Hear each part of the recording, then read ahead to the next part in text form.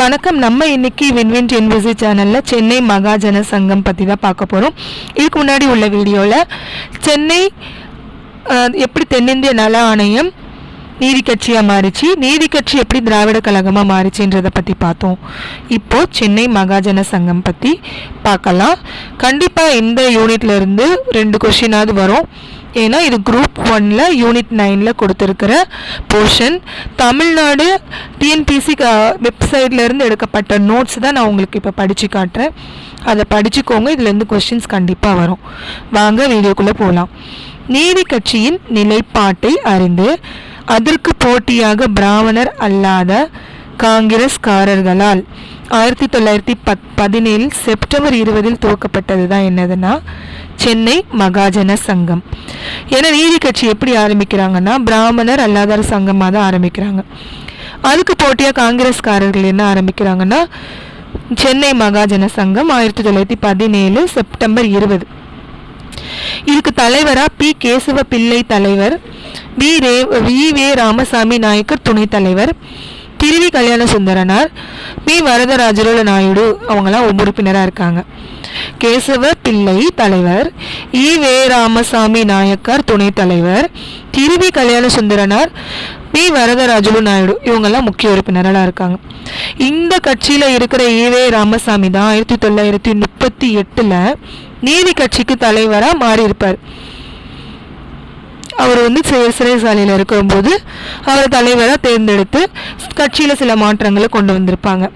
ஆனால் அதுக்கு முன்னாடி அவர் சென்னை மகாஜன சங்கத்தில் தான் என்னவா இருக்காரு, உறுப்பினராக இருக்காரு. அடுத்து இந்தியன் பேட்டரியாட் என்ற ஆங்கில இதழும் தேசபக்தன் என்ற தமிழ் இதழும் வெளியிடப்பட்டது. இந்தியன் பேட்டரியாட் ஆங்கில இதழ், தேசபக்தன் தமிழ் இதழ், இந்த ரெண்டும் சென்னை மகாஜன சங்கம் சார்பாக ஆரம்பிக்கப்பட்டது. தாழ்த்தப்பட்டோர் மற்றும் பிற்படுத்தப்பட்டோர் நலனுக்காக பாடுபடுவதோடு ஆங்கில ஆட்சியும் எதிர்ப்பதை கொள்கையாக கொண்டது. இது எல்லாமே சென்னை மகாஜன சங்கத்தோட கொள்கைங்க. அதாவது தாழ்த்தப்பட்டோர் மற்றும் பிற்படுத்தப்பட்டோர் நலனுக்காக பாடுபடுவதோடு ஆங்கில ஆட்சியும் எதிர்ப்பதை கொள்கையாக கொண்டது. எந்த வருஷத்தில் ஆரம்பித்தாங்க? 1917. யார் தலைவர்? கேசவ பிள்ளை. துணைத் தலைவர் வே ராமசாமி. உறுப்பினர்கள் திருவி கல்யாண சுந்தரனார், வரதராஜ நாயுடு இவங்களாம் முக்கிய உறுப்பினர்கள். இன்னும் நிறைய பேர் இருந்திருக்காங்க. அடுத்ததாக சுயமரியாதை இயக்கம் சொன்னாலே நமக்கு ஞாபகம் வர்றது யாரு? வே ராமசாமி நாயக்கர் தான். இவரை நம்ம எப்படி கூப்பிடுறோம்னா பெரியார். இதை எப்போ ஆரம்பிச்சாரு சுயமரியாதை இயக்கத்தைன்னா 1925 அப்பதான் இந்த சுயமரியாதை இயக்கத்தை தோற்றுவிக்கிறார். சுயமரியாதை இயக்கம் பிற்படுத்தப்பட்ட தாழ்த்தப்பட்ட சமூகத்தினர் சுயமரியாதையை வலியுறுத்தியதுடன் அவர்களை சமுதாயத்தின் மேல் மட்டத்திற்கு உயர்த்தவும் பாடுபட்டது. மதம், ஜாதி, அரசியலில் மற்றும் சமுதாயத்தில் பிராமணர்களின் ஆதிக்கத்தை இவ்வியக்கம் கடுமையாக எதிர்த்தது. எந்த வருஷம் ஆரம்பிச்சாங்க? 1925. இதோட தலைவர் யாரு? வே ராமசாமி நாயக்கர், அதாவது பெரியார். மூட நம்பிக்கையும் பழமைவாதத்தையும் ஒழிக்க பாடுபட்டது. பெண் கல்வி, விதவைகள் மறுமணம், கலப்பு திருமணம் மற்றும் குழந்தை திருமண முறை இவை எல்லாத்துக்காகவும் இந்த கட்சி போராடியது, அதாவது இயக்கம் போராடியது. சுயமரியாதை இயக்கத்தின் முதல் மாநாடு எங்க நடத்தினாங்கன்னா 1929 செங்கல்பட்டு ஆகஸ்ட் 25 தான். இதில் முக்கியமாக என்ன கொண்டு வராங்கன்னா திராவிட இன வரலாற்றில் இதில் ரொம்ப முக்கியத்துவம் வாய்ந்த ஒரு மாநாடுங்க.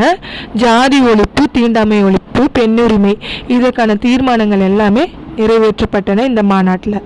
அடுத்து சிங்காரவேலரின் ஆலோசனைப்படி 1932 டிசம்பரில் சுயமரியாதை சமதர்ம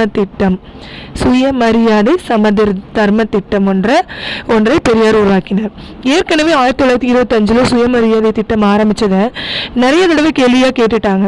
அதனால இந்த தடவை நீங்க படிக்க வேண்டியது என்னன்னா 1932 சுயமரியாதை சமதர்ம திட்டம் யாரால் ஆரம்பிக்கப்பட்டதுன்னா பெரியார் தான். ஆனால் அது யாரோட ஆலோசனைப்படி ஆரம்பித்தாங்க? மா சிங்காரவேலரின். இது மாதிரி ஏற்கனவே கேட்கப்படாத கேள்விகளும் கொஞ்சம் அழுத்தமாக படிச்சுக்கோங்க. அடுத்து, அரசியலில் பிராமணர்களின் ஆதிக்கத்தை குறைக்கவும், தன்மான இயக்க கொள்கைகளை சட்டமாக்கவும், பொருளாதார பொது உடைமையை ஏற்படுத்தவும் சுயமரியாதை சமதர்ம திட்டத்தை அவர் செயல்படுத்தினார். இவ்வியக்கம் ஓர் அங்கீகாரம் பெற்ற அமைப்பாக செயல்பட விரும்பியதால் என்ன செய்யறாங்க? 1952 செப்டம்பர் 29 பெரியார் சுயமரியாதை பிரச்சார இயக்கம் அப்படின்ற பெயர்ல பதிவு செய்யப்படுது. சுயமரியாதை சமதர்ம திட்டம் திட்டமா இருந்தா அது ஒரு இயக்கமா மாறாதுன்றதுனால அது இயக்கமா மாத்துறாங்க. சுயமரியாதை சமதர்ம திட்டத்தை பெரியார் சுயமரியாதை பிரச்சார இயக்கம்னு பெயரை மட்டும் மாற்றுறாங்க. எந்த வருஷத்துல? 1952 செப்டம்பர் 29. சுயமரியாதை இயக்கத்தின் சார்பில் வெளிவந்த புரட்சி இந்த இதழுக்கு முதலில் SR கண்ணாம்மாள் என்பவர் பதிப்பாளராக நியமிக்கப்பட்டார். ஏன் முதல்ல? அப்ப இதுக்கு முன்னாடிலாம் இவங்க பதிப்பாளர் கிடையாதா? ஏன்னா இவங்க ஒரு பெண். இவங்க தான் முதல்ல ஒரு பெண்ணா இருந்து பதிப்பாளரா நியமிக்கப்பட்டவங்க. எந்த இதழுக்குன்னா புரட்சி இதழுக்கு தான். இதோட ஆசிரியர் யாரு? பெரியார். இவரே தமிழகத்தின் முதல் பெண் பதிப்பாளர் ஆவார். பெரியார் குடியரசு இதழை 1925 மே 2ஆம் நாளன்று தொடங்கினார். புரட்சி மட்டும் இல்லைங்க, குடியரசு. அவ்விதழை அச்சடிக்கும் அச்சகத்திற்கு உண்மை விளக்க அச்சகம்னு பெயரிட்டார். இந்த அச்சகத்தோட பேர் என்ன? உண்மை விளக்க அச்சகம்.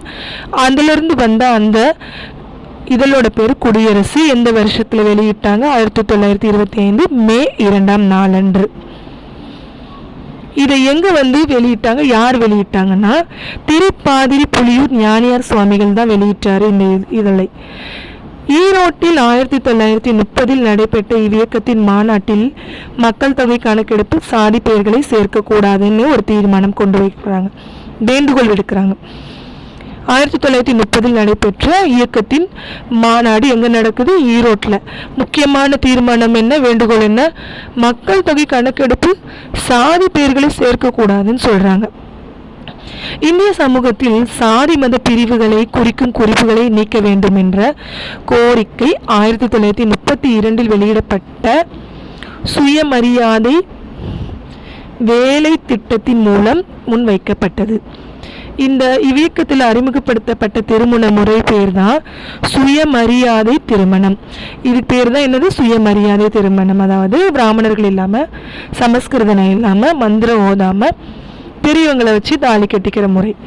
பேரறிஞர் அண்ணா முதல்வர் ஆனது என்ன செய்யறாங்க? சுயமரியாதை திருமணத்துக்கும் சட்டப்படி அங்கீகாரம் கொடுக்கறாங்க. இந்த திருமண சட்டத்தில் 7 என்ற புதிய பிரிவை இணைத்து இந்து திருமண சட்டம் கொண்டு வரப்பட்டது. எந்த வருஷத்துலன்னா 1968 ஜனவரி 20 முதல்ல இந்த சட்டத்தை நடைமுறைக்கு கொண்டு வந்தாங்க. இதெல்லாம் சுயமரியாதை இயக்கத்தோட சாதனைகள்னே சொல்லலாம்.